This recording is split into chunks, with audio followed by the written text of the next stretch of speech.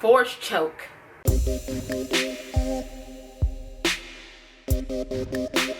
I'm Jade and this is Bankai and Chill in association with Toy Soldier TV. Okay, I don't know if you can tell by my force choke reference, but guess what we're talking about today? That's right, Star Wars. Check out the shirt. Yeah. T-Mannequin, baby. T-Mannequin. So, of course, like I told you, there we go. Zoom in. Okay, it's upside down. How long has it been upside down? Has it been upside down every time I've shown it? Try it again. Still upside. God damn it. There we go. So ever since this has come out, we have been talking Star Wars. And I'm going to talk Star Wars today because I've had 92 conversations since last Saturday or whenever. Here's the thing. It's been a very long time since this movie come out. So I don't want to hear any complaints about spoilers.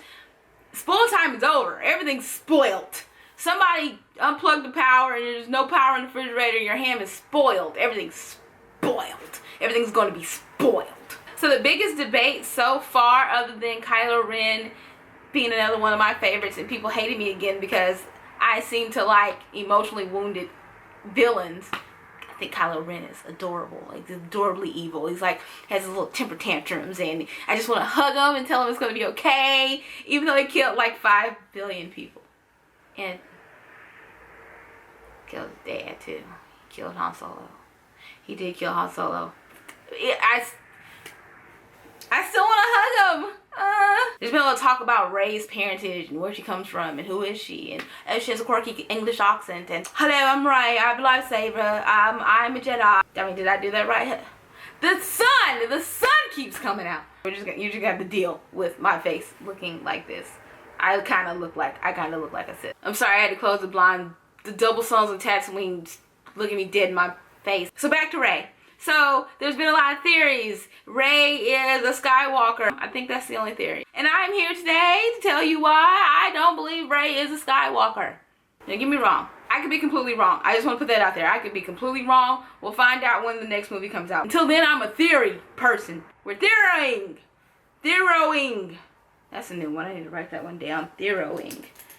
Now I know Star Wars The Force Awakens is kind of sort of the high budget, high-end Sprite remix version of A New Hope, but I highly doubt, even with the new Pimp Daddy's Death Star and all of the sand and desert again, that JJ would give us another sibling plot. Like, come on. Another sibling plot? Like, I can see taking like bits and pieces of it, but a whole sibling plot again?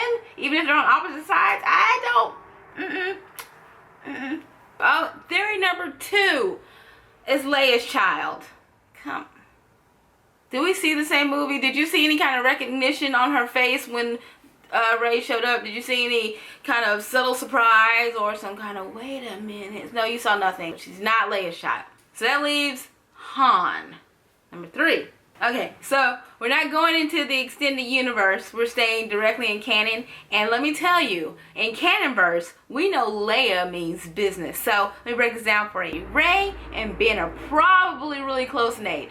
If Rey and Ben are close in age, and she says herself that she lost Han Solo and Ben when Ben went to go train with Luke, that means that if Rey and Ben are close in age, then everybody would know about Rey if Rey was a Skywalker. And if everybody knows, that means that Han Solo stepped out on Leia, and she's like the bastard child of Winterfell, but not Winterfell, Jakku.